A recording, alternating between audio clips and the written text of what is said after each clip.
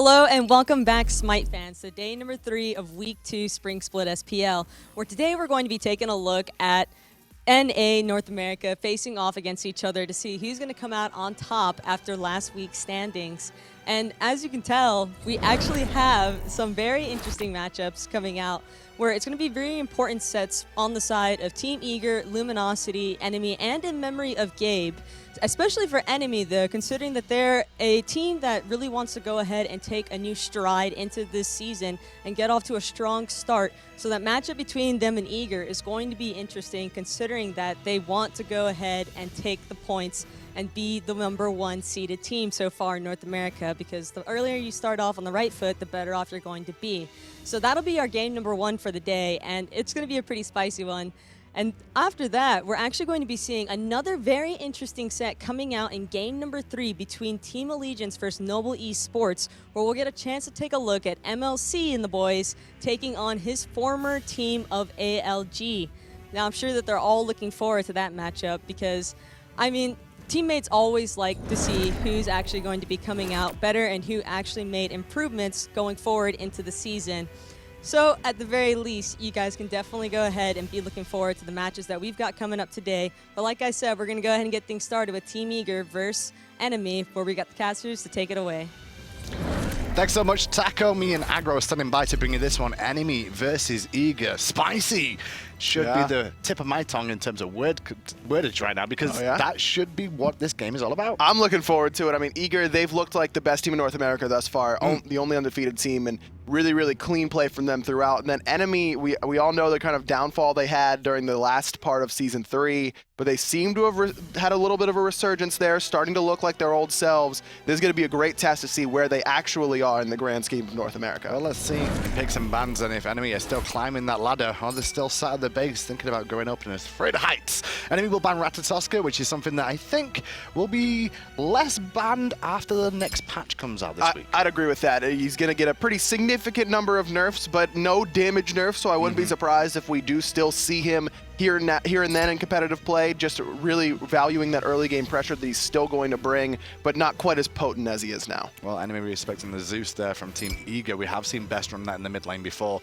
and it clearly tells you that Enemy don't want to run that themselves. So where will they go with their first pick? Sylvanus available? Yeah. But is that something that we're really comfortable in seeing with PainDeViande? It's not normally his playstyle, I want to say. No, though I do remember him playing it a couple times in relegations, as if my memory serves correctly. He played a lot of Ymir, could see that pretty early on. They were pretty comfortable first picking that, but it is still going to be a pick for Pain, and it is a Sylvanus. I guess it's a surprising thing if they were going to expect to get Sylvanus there, or hope to get Sylvanus, why they would ban Zeus away from themselves, because they could have taken it. But then again, you are against Best. That is true. Best is just so clean on that Zeus. He's got, like we talked about last week, or this week rather, earlier on, on Thursday when it came to Best God Pool. It's not the widest God pool in the world, but he's got 3 or 4 gods that you just can't afford to give him. Poseidon is one of them, and he just loves to play this god and just synergizes so well with his team. Well, Zapman is going to be playing Apollo this game by the looks of it. He's been on fire from what we've seen of him so far. We'll see if he continues that into this game, as he's going to be up against PandaCat, who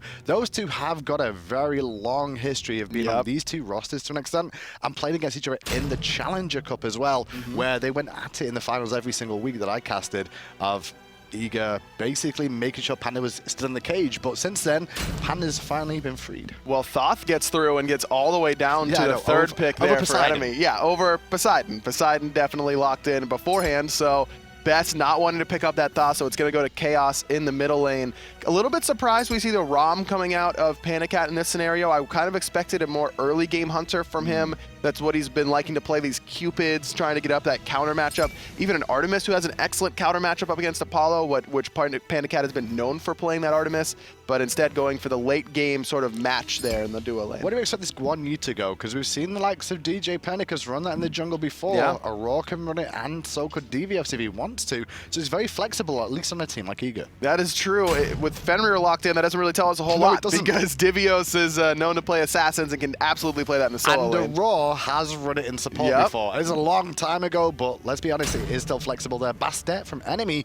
Eruzies going to show DJ how to split push correctly and try and win games here. This is still the patch before the backdoor protection. Yeah, we can just still do. This is the final scenes of Bastet trying to do backdoors. I don't agree, man. She's going to do a lot of damage. She gets a buff to compensate for that lack of backdoor potential. That open wounds going up from 15% to 20% is a pretty big damage buff, and she already does a lot of damage. I don't think this is the last we're going to see of Bastet. I am looking very late game on the side of enemy here. Like, in the grand scheme of things, you've got Bastet for the early game just to help out with some pressure and keep the rotations going. But this composition screams to me mid to late game, let's get as a group and really team fight well. You got the sustain there, but Eager is matching it with that Guan Yu. Both of these teams do want to wait until the middle stages of the game, but Eager a little bit more heavily on the early side. Enemy has that late game potential out of the Thoth, whereas Eager, they've got the early game out of the Poseidon.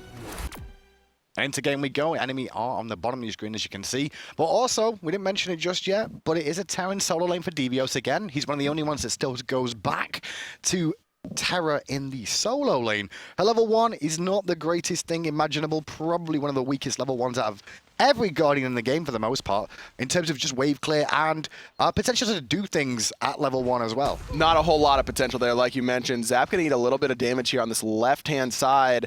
A lot of slows coming out. He's still comfortable not going into his dash at level 1, which helps him with the wave clear. That risk-reward factor there for enemy. If you notice what happened, PandaCat actually invested most of his astral arrows into Zapman, which means he won't have all his astral arrows up for the wave clear, but it has punished Zap enough to keep him pinned back, and they know, enemy, that Eager have been allowing Zap to do the babies at the purple, then come to lane to hit level 2, and not have to worry about anything else. But that's why Pain's positioned there now to stop Zap even doing that. I love this positioning from Pain. Not only to stop Zap from doing that, or at least attempt to, though it looks like Zap got both those babies off the red buff, but to make sure he couldn't back after getting low in that scenario. Right-hand side, we can see Eruzies, the newest member, newest addition to enemy here, under pressure early on up against Eager, even at level 1. Guan Yu and Terra making things work for Eager. I like this Terra matchup into the Hercules because she's not going to be able to get hit by that second ability as long as she has one of her stones down. You think of the knockup, the anti-knockup passive for Terra in terms of stuff like Bacchus or Sylvanus, which also is excellent in this matchup, by the way. But it also works up against that Earthbreaker for Hercules. Nice counter matchup here for Divios. Yeah, definitely a lot of opportunities for him to make an impact in this game, as well as the mobility that he's going to bring to his team. And when you look towards the mid lane of Eager, it is a Poseidon, and race car Poseidon is a old classic that we've seen. Best is looking to contest this. He's just waiting for the right opportunity, it seems. Trying to get it with that title surge, and it looks like, yeah, it's impossible to tell. It isn't impossible, but I'm just not going to make the call. It's great on the ground, and that generally means that it went the way of enemy there. I want to say, oh, actually, sorry, I'm lying. It went the way of Eager, because that's why Zap's going to go and pick it up. Yes, we are commentators. Yes, we do watch this time and time again. But I tell you what, come on here and do it and get it right every single time, and I'll buy you a biscuit. Commentators in 2017. Dan's game. Lol. Forehead. On the left-hand side, though, enemy will be able to secure this red buff of their own. No invasion coming out from Eager now, as enemy will also get the oracles on the left too. So, all good things so far for enemy. You can see the gold is relatively even still between the two. You generally look towards where the experience is, and at the moment you can see Best is just a little bit ahead of Khaos in the mid lane. Yeah, very even game at this stage, and this is not surprising considering this is how Eager likes to play basically every game they have. They are not the most aggressive team in the early game. That doesn't mean to say that they won't punish you for mistakes early on, but they're not looking to fight you usually in these early stages of the game. They want to wait until that 18, 19, 20 minute mark to really start to win one big team fight and then snowball your objectives from there. Have we even seen Aror start in anywhere but the mid lane so far? As in, has he been to dual lane in any of the games so far in the Pro League? I don't think I've seen him there. I don't know if I have either, and that's not too surprising considering Aror was the first one to really dub that as a strategy in Season 3, starting in the middle lane and helping out Best. So, I mean, this is the new duo lane for Eager. Best and Aror. Starting build here. He did start with a bit of breastplate of Valor start potentially for himself, the silver breastplate, to get a little bit more protections online for him. Obviously, he doesn't need as many potions if he's not going to be taking a lot more poke in a lane with a hunter. Very true. In fact, he's not even worried about his mana pool going for the multi potions. And Guan Yu a little bit more mana heavy than most other Guardians, but I think it's because of that meditation he's picked up that he's not as worried about his mana. Zapman doing a very good job of reducing the amount of damage you can take in that lane. He's having to basically just deal with a 2v1 for the early game at the moment. You can see PandaCat does have a bit of a lead on him in terms of experience right now. And for the first time today, Aror turns up. Aror's here, man. He's here to help out Zapman. Finally, but Best. He's in trouble in the middle lane. Aegis for now, but Final Judgment going to be fired. But the Kraken and the Ragnarok doing a lot of damage. Best does fall for first blood, but DJ able to answer back. And now Eruzies does have a minion wave with him here. The majority of that minion wave is on the side of Eruzies. Into the sky goes Zap. He might come mid lane for a gank, and the call should be made by enemy, but the pounce is down. In he comes with the damage as well, but Eruzies can't pounce back, because if he does, he's got no escape. And DJ is going to pick up his second kill, both going the way of Eager. A good aggressive play on to Best in the middle lane, but just a little bit too grouped from Khaos. He didn't need to be that close to hit Best with the Final Judgment, but wanted to, I guess, guarantee it, but it put him out of position, allowed him to get picked up by DJ. That's the funniest thing, is the moment Aror rotates, his immediate aggression from enemy into the middle lane. Talk about aggression, PandaCat looking at the purple buff, pressured into his ultimate, very low on mana here. Looks to try and deal the damage to Zapman to really bring him low and make sure he can't get involved in this, but Best is waiting with a Whirlpool, and the Best will pick up the kill after his respawn. Just waited a little bit too long for that final shot, and he'd used his purification in a moment of panic there on that purple buff. And that's why you see Aror just immediately hop onto that cavalry charge and stun him into the Whirlpool. Nowhere for PandaCat to go. 3-1. Read the kills in favor of Eager, and that's exactly what I was talking about, where they're not trying to force you to fight them early game, but if you make a mistake, they're going to capitalize on it. Left-hand Harpy's being contested here. There's Eruzies looking to try and steal those ones away. Khaos a little bit late over the wall with the damage, with that extra range he's got for himself, but Eruzies in position to continue to farm up as well. And we'll go back to farming for now as we tune in the solo lane here. And Aggro, you mentioned this earlier on, it's pretty much a farm fest. I don't think either of them can really kill the other one. No, this is just waiting until the mid game. Who's going to make the bigger impact when it comes to rotating towards these mid fights? And we've seen Hercules be very heavily prioritized by solo laners on both sides of the Pro League, both Europe and North America. And there you can see another interaction. The driving strike doesn't actually knock Terra back whenever she has a stone up, it just stuns her in place. That's right, because driving strike is a stun and then a displacement. It stuns first of all into a displacement. That's why if you do go against a Hercules and you're a bit confused by that, it can do a little bit of an awkward thing now and again, as the Elemental's contested here between Eruzies and djpernicus, but DJ's going to head back towards mid lane after a bit of poke. Bast is trying to secure these oracles. I think he's got one so far as we tuned in a little bit late there. He's going to get this one. It went red. Eager got both. Best just on point with these steals so far, stealing away his own red buff, stealing away these oracles. Is it stealing it away if it's your own red buff, though? Yeah, they were invading. Isn't it securing? Yeah, I mean, it's the same difference, right? Stealing and securing is the same thing? Yeah. So can I go to jail for securing something? Yes. Can I go? Absolutely. If I go to your house, Hindu, and I secure your wallet, do you think I'm going to go to jail? But you're not securing it, that's stealing. There's a different word. It's the same Ragnarok thing. In the jungle onto Eruzies, being brought towards Best, and the Kraken was waiting. Kitty Cat's down from Eruzies, and Khaos with the Final Judgment over the wall will make it a 1-for-1. But I solo laner for the jungle, and it gives Terra a bit of free farm on this right-hand side. And that's exactly what Divios wants, is that free farm. And on the left-hand side, PandaCat and Zapman boxing. No surprise to hear that.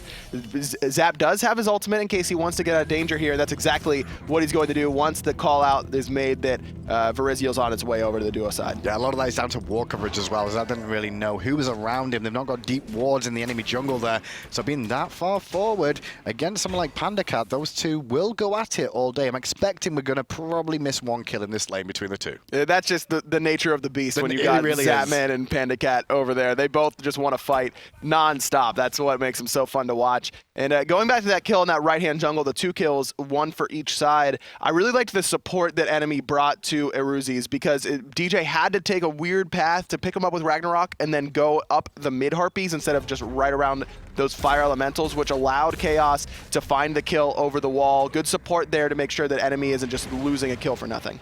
So for now, it's been pretty kill-heavy in terms of how we've seen the Pro League go so far in Season 4. 6 kills in 7 minutes isn't too bad.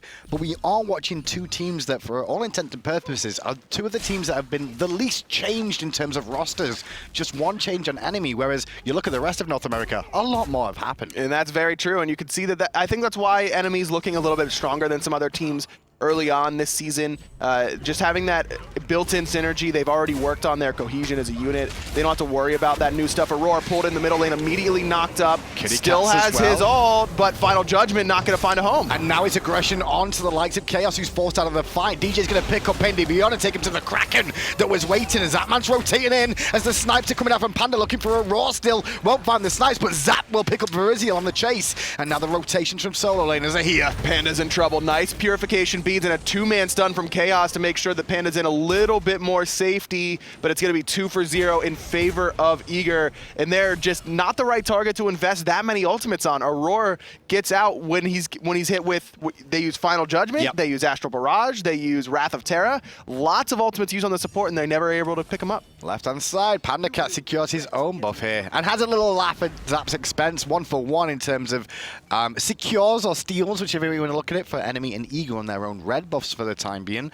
But that whole fight, when you mentioned that, one thing that surprised me more is Aror still had his dash. We all knew watching that on the screen that he still had his dash up and they still invested into him. I could understand it a little bit more if that dash was down, if they'd seen it go down. Or that his dash and his ultimate was down, or even if one of the two was down, like you mentioned, but he had both, and he doesn't have a whole lot of protection right now. That's probably the thought process on enemy there, that he doesn't have a Mark of the Vanguard. He doesn't have his complete any sort of protection completed outside of that tier 1 breastplate. So trying to bully him early, but just not able to do so. Well, Steel Mail's online now, so that's going to change that course of action overall. He will get...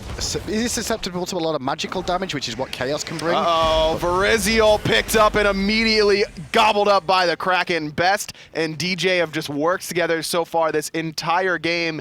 Every single Kraken has been on the end of a Ragnarok. Right, it's deja vu. Ragnarok every time. Zapman on the left, pressure onto PandaCat here, knowing he's got Aror rotating in, and he will secure the purple buff for Aror there, so he's going to get a little bit more penetration for his team when he's in the area.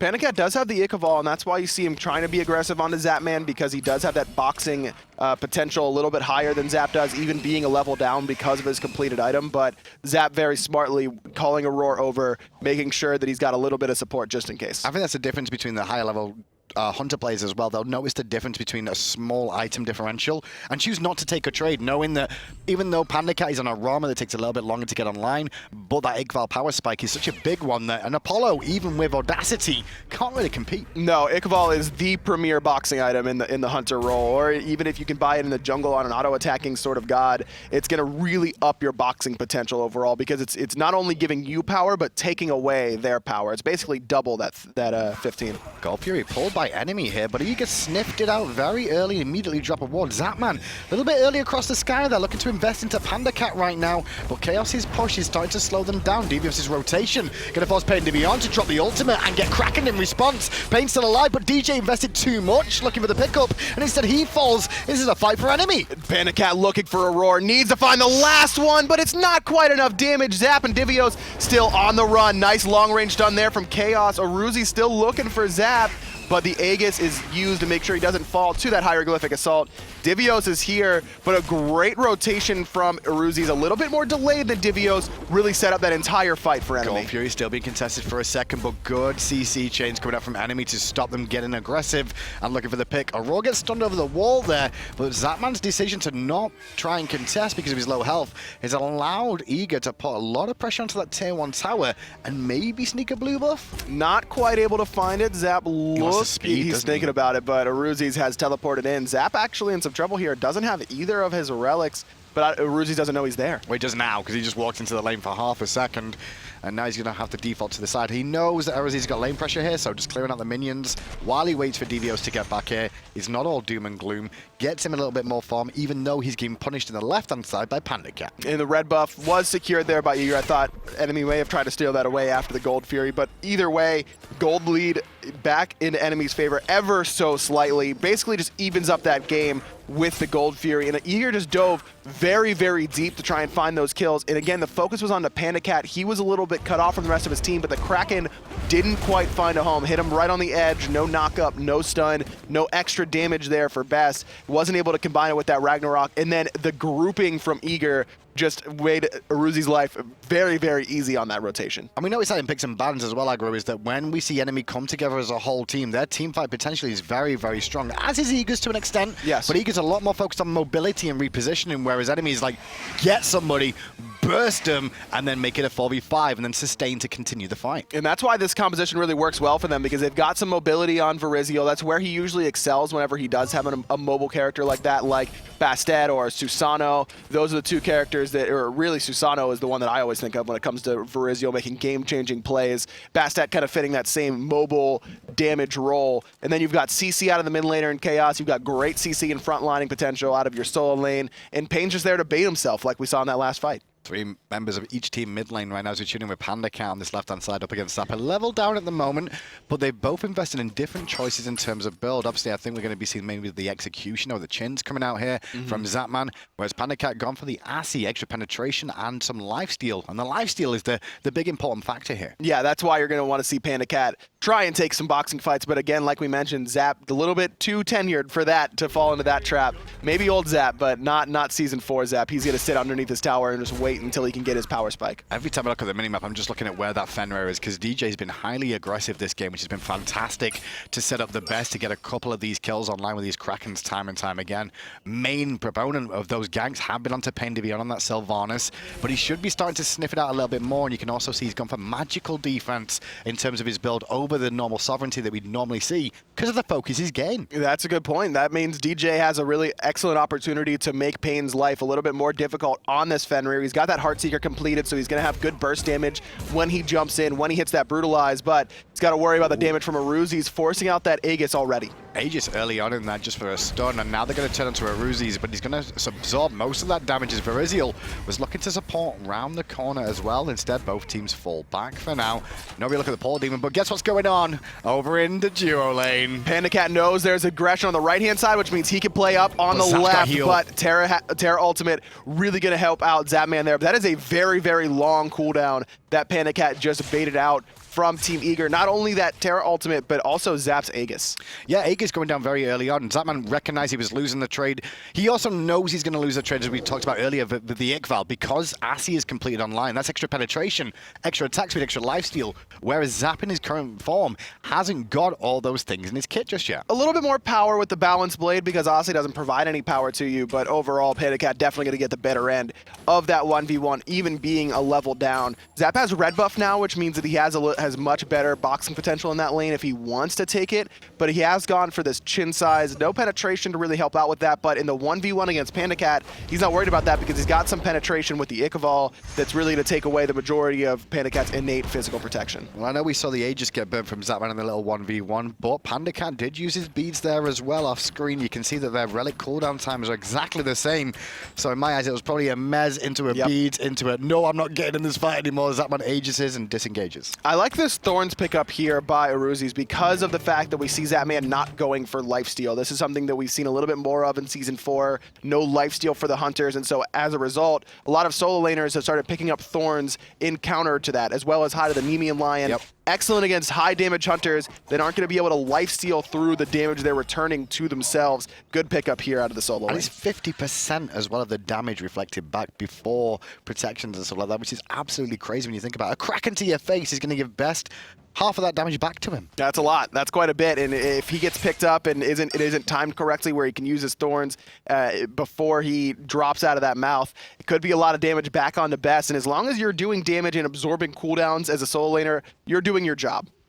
Very interesting to see exactly what happens with the fact that we've got healers in this game again. Normally we've seen only the likes of Sylvanus, not so much Terra, not so much Guan, but this is a very similar strategy from Eager that they ran in the Season 3 with double healers on a lot of the teams, and anti-heal then comes into play as time goes on. At only 17 minutes, it won't really show the effectiveness of the healing just yet, but it will become a forethought in the minds of enemies as time goes on. I mean, you already see 5,500 healing for Aror on this Guan at the 17-minute mark. That's a ton of healing to really worry about. I mean, looking at the player damage, there's only a couple people who are above that amount of player damage total. PandaCat has got less player damage than Aror has healing, and this is before Aror has maxed out that conviction, has really worked on making sure that his team is as healthy as possible. So I really really expect enemy to go pretty heavy into the Pestilence, the Divine Ruin, the Brawler's Beat Stick. Brawler's excellent on Bastet, basically core on her even when there isn't a whole lot of healing on the enemy team. I'd really like to see Khaos go for it, go for a Divine Ruin as well. Well, the momentum of the game has kind of shifted since the start. Eager were in very good control early on in the little engagements, but since that last one that resulted in enemy getting the Gold Fury, both teams have just been happy to farm up for the time being, wait for the next one to spawn, which is now available once more. 18 minutes in right now. It's completely even. Like you mentioned, both teams have just kind of been waiting. Eruzies around the back in the middle lane. He's looking for DJ, gonna find the push onto him. A root from Pain, gonna poke him out a little bit more. PandaCat is here. A good amount of poke, but again, the double sustain. Auror's gonna be able to heal that up very nicely, and that's before Divios comes in and helps out. Well, enemy's so confident after that last team fight they had around the Gold Fury, they're gonna start it up again. Already been shifted down towards half health as the Gold Fury, but presence from Eager have slowed that momentum for the time being. Eruzies misses the Earthbreaker. We'll be looking for driving strikes and to set up some damage, or Pain for a pull here. It's going to be up to Eager to really look to force this, unless enemy want to get fancy. Eager does have a ward on this Gold Fury, so they know exactly what's going on here, what the health pool is. Eruzies going to get rooted out there by Divios, opened up onto by Zapman as well. But there's a stun onto Divios. There's the Ragnarok, but beautifully immune by the CC immunity from the boulder. And PainDeViande gets a fantastic ultimate off again. Terra's healing and Guan Yu's healing, though, comes into play to heal Eager back up quite considerably. Divios roots 4 targets. The crack on an Eruzies. No thorns this time, Sunshine. 3-man stun from Divios as well. Gonna push enemy back. TheBest gonna lay down a nice whirlpool, slow everyone down. A little bit of healing still here for PainDeViande though, so enemy, they're gonna be able to heal up. Only across the sky is available for either team as far as the ultimates go. But Eager not too confident on the Gold Fury just yet. They took their time with the Oracles first of all. Enemy still hanging around, Virizil and DJ both hanging out in mid as the root comes in from Divios. Pain under a lot of pressure, but Aror took a lot of poke there as well. Zap finally joins the fray with a So Beautiful, and PandaCat says, boy, I'm fine. I'm beautiful enough. But Gold Fury has started up. The teleport is available for Hercules. 5 seconds until he respawns Khaos. He's stunned along with Virizil directly into the whirlpool. Virizil's gonna fall to the hand of Zapman, and Khaos to Aror. And PainDeViande's making the long old run, trying to get away to safety, but Zap's having none of that, and neither is DJ as well. TheBest will get credit for the kill. Eruzies has respawned and started in the mid lane here. PandaCat still hanging around, wanting to contest, not necessarily the gold, but at least his purple. Eager is just so patient, infuriatingly patient, it feels like, to play against, because a great initiation there by Pain and Eruzies. He baits out the Ragnarok, he gets a nice boulder, and then a good final judgment from Khaos kind of goes through the entire team. But Eager just waits. They wait, they wait, they heal, they wait, and then Divios finds an amazing initiation with that dash. And like you mentioned, Hindu, we haven't seen a whole lot of Terra recently, and it could be the teams have kind of forgotten how to play against her, because that is a massive root that hit, I think it hit 7 people across 2 roots in that team fight. Not just the root as well, but the crushing walls that he did. They hit 2 to 3 people every time. And the difference with Terra is you need the follow-up to be there with you to make it work. And Best has been on point with the whirlpool straight after. Then it just allows DJ, who's playing Fenrir, to go, well, thanks a lot, boys. These guys are sitting ducks, and I'm going to jump on them and get massive amounts of damage. And you see how valuable that cripple is on the whirlpool. I mean, looking at enemy's roster, it shuts down the driving strike, it shuts down the pounce, shuts down the evade and punish, and the rolling assault. So 4 out of the 5 members of enemy are really relying on that mobility from a dash or a jump in Bastet's case, and they cannot use it when they're rooted directly into that whirlpool from Best. Didn't really touch too much on the Thoth in the mid lane on Khaos this game. He started off with Doomor, but he's been positioned in such a way that he's had to play very backline, and he's already been halved those stacks every single time of his death. He's got 36 stacks at this point though, so it's not a bad thing. As long as you're sitting around that 25, 30 stack mark, you're still going to be effective in terms of damage. But you can just see how tanky Divios is on this right-hand side. His entire job is initiating. It doesn't matter, they don't care about anything else. They don't care about Divios' damage output. The healing is just a nice bonus. They're already got a roar for that. It's just about that initiation and tanky factor. For me, Divios is playing like every sort of rank scrub who goes solo lane, right? He just sits there in lane, doesn't do anything for your team, in your average game and then turns up and then sometimes makes things happen. But this game, when you've got a Terra there instead of your average sort of solo laner, she can ult any single time to help out the team and make an impact, which a lot of the solo laners don't get a chance to do until the team fight stage. That's very true. The global ultimate there, very, very impactful. DJ going to jump in onto Eruzies and actually get the purification and the ultimate from the Bastet there. And DJ lost absolutely nothing for it. Yeah, DJ level 17 right now as well.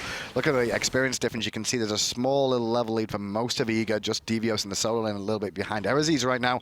But they are looking at the Portal Demon. PainDeViande shows presence here as Eruzies comes around the corner too. Portal Demon getting very low, but they've already started on Pain, who does a very good ultimate to cancel out that Ragnarok. And now the healing for Eager is still too strong to handle. Eruzies on the backside all alone, slowed down by that Whirlpool. Nice pull by Pain. Final Judgment being charged, but not going to find a home for Khaos. PainDeViande being aggressive by DJ one more time. Khaos now realizing he's in a little bit of an awkward position, has to fall back too.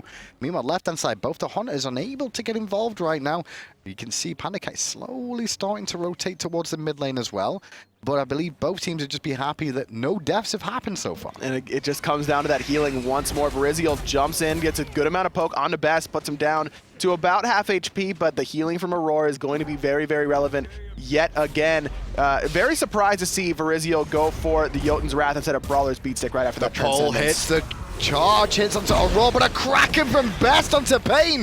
Deletes and turns the situation again. Khaos goes in though, looking for the big old ultimates, and so does PandaCat. Best goes down, but Apollo is here. Crashing down onto Hercules, a nice three-man stun into the crushing earth as well. Eruzies trying to get away, but cannot. Zapman able to pick up his third kill. The rest of enemy on the run. DJ jumping underneath the tower, finding Khaos, trying to put out as much damage as he can. He will fall to Divios, but PandaCat finds DJ in response. And Divios still happy to tank the tower for his team, allowing Zap and Aror to shred through the back line. The tier 1 falls. The tier 2 will fall as well. And Eagle win a very big team fight in the mid lane. There was a 4v5 early on until Zap turn it around. And this is perfect for Eager because they killed Pain so early on, and then everyone else from enemy kind of fell around the same time that they have long respawn timers to worry about, and it's only Pain here to defend against this Phoenix push. And with Zapman having that Fatalis, a little bit of extra penetration in his build, he's got the damage to knock down this middle Phoenix. It's going to fall right before the 25-minute mark.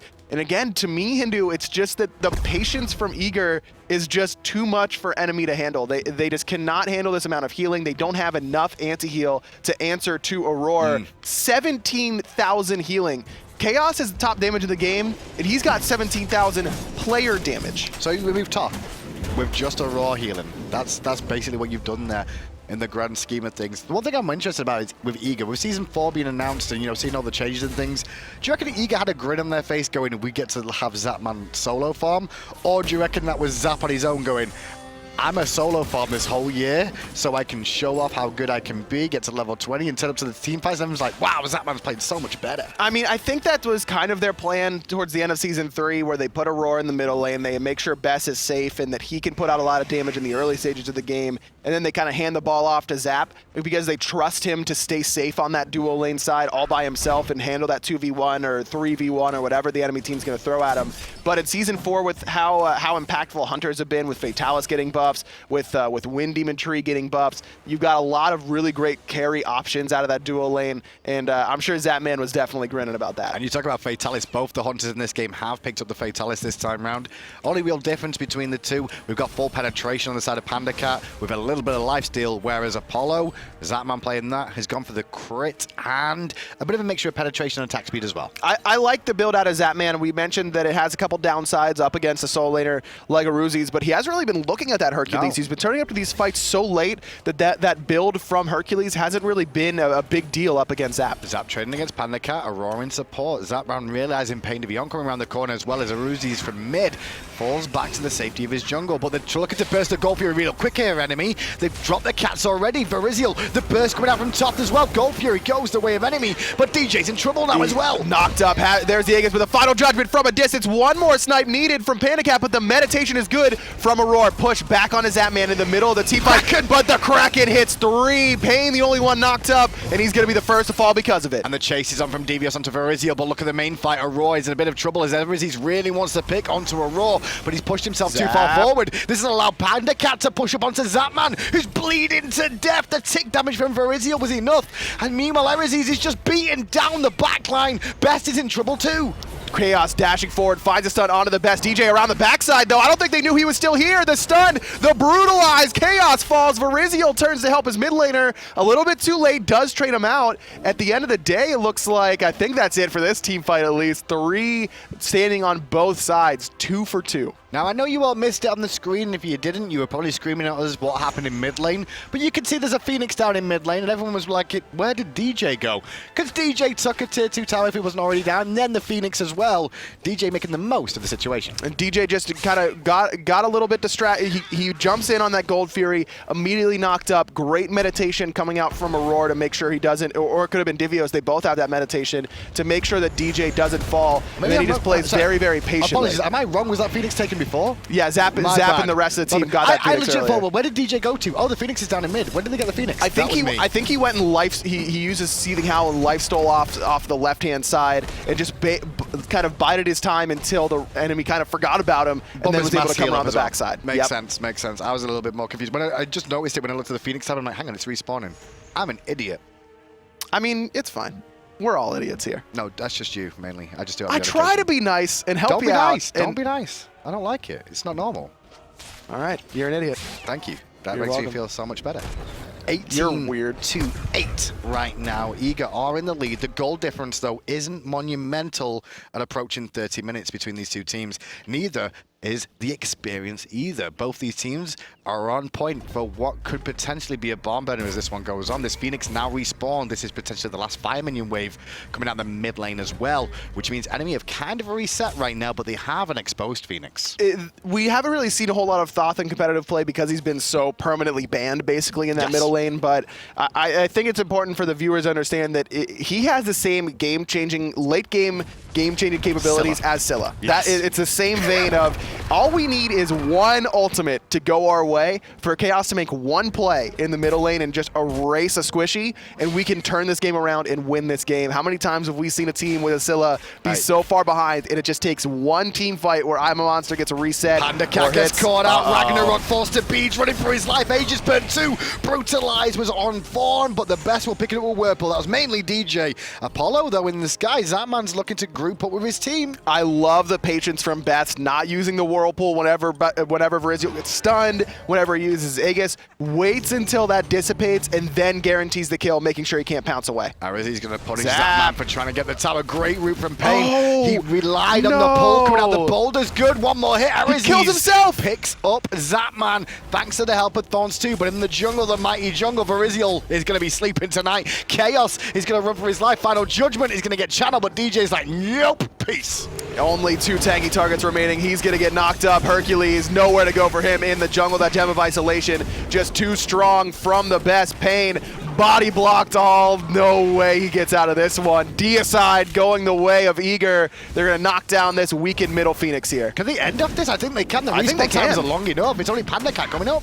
But PandaCat is a late game hunter. It is a little bit risky, and they don't have Zapman, their main objective damage dealer in this sense. He's got that Deathbringer. You really want your Apollo to be there in a situation like this. Instead, it's going to be the Fire Giant. Yeah, for but the Eager. tier 2 towers coming up as well. I can kind of understand why they take an extra moment. Fallback, get the Fire Giant here. They can take the Portal Demon straight after as well.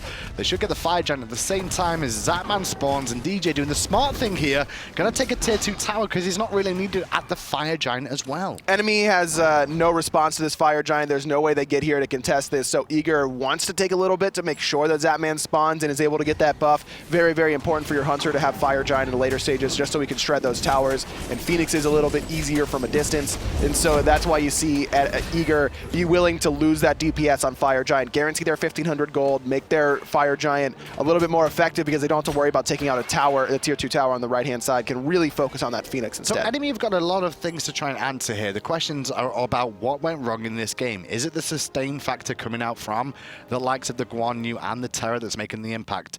Is it the setup from the Terra that's causing the issue as well because we're seeing these whirlpools? Or is it just the Poseidon whirlpools that are shutting this team down? There's a lot of questions that they've got to work out which one's the correct answer. I think that it's a combination of a couple things. I think that the Terra initiation was a problem for enemy. I don't think they had an answer for Divios. He's got no deaths in this game. We didn't see a whole lot of presence from Verizio on that right-hand side early on to try and shut down Divios while he's not, because Terra doesn't have a great early game as far as lane clear goes, but I don't know if it would have been possible to do that anyways because you've got Bastet and Hercules, and like we mentioned, you can't displace the Terra with Hercules, so just a really good counter pick there from Divios, I would say. They'd last pick the Terra and give it to him. I also think that enemy was a little slow to react as far as anti-heal items go. You see Eruzies rushed that Pestilence, was able to get it very early on, but no Brawler's Beatstick until very, very late, and by the time Verizio had it, it was just too late. The healing from Aror and Divios was too strong already. And now it's a bit of an awkward spot for enemy because they're against a full Fire Giant team. And you can also see the Frenzied Ritual is online for Aror right now too.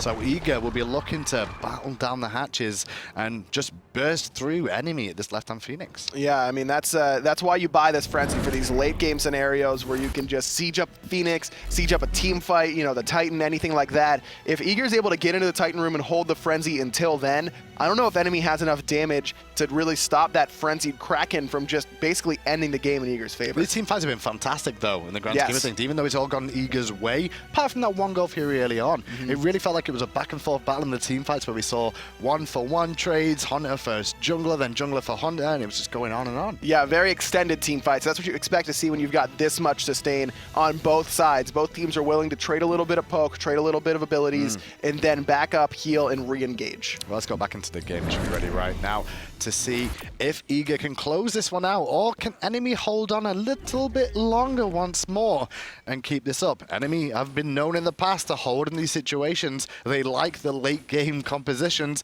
They're very good at going into the late game. Frenzy picked up for Hercules as well, so enemy gonna have one to respond to Eagers. Love that pickup from Eruzies. And that's one thing you've got to do is keep an eye on your enemy's items and make sure you can match it if you can, just to make sure everything is pretty much even here in the grand scheme of things. DJ's still mid right now, pushing things on. They're allowing the minions to do most of the work. Nobody on Eager really wants to push too far forward just yet.